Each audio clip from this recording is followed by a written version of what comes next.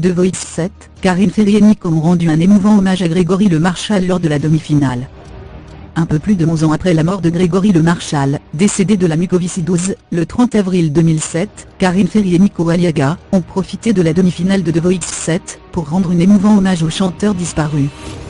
Ce samedi 5 mai avait lieu la demi-finale de The Voice 7.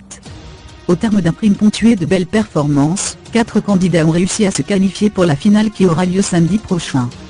Parmi eux, Xamurican sera le représentant de l'équipe de Pascal Obispo. Le rocker punk a réussi à conquérir le public avec sa version des Maintenant.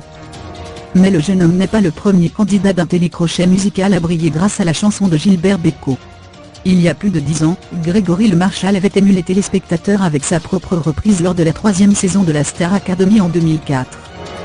Un peu plus de 11 ans après la disparition du chanteur, le 30 avril 2007, Karine Ferry et Nico Aliaga ont donc saisi cette occasion pour rendre un émouvant hommage à Grégory Le Marchal tout en s'engageant une nouvelle fois dans la lutte contre la mucoviscidose.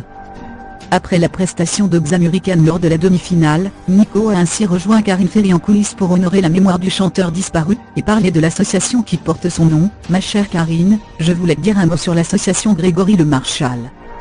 Tout à l'heure en écoutant la chanson, et maintenant qui avait été reprise sur le plateau de la Star AC à l'époque par Grégory, évidemment on a eu dans le regard une pensée pour notre ami.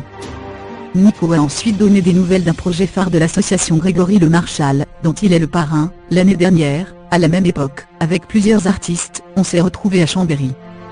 On a participé à un concert inoubliable pour récolter des fonds pour l'association, et pour créer la maison Grégory Le Marchal. Aujourd'hui, ce projet avance petit à petit, comme l'a ensuite annoncé Karine Ferry. La première pierre de ce lieu va être posée d'ici quelques temps. C'est grâce à vous, grâce à votre générosité, et on voulait vous remercier du fond du cœur d'être toujours à nos côtés pour ce combat.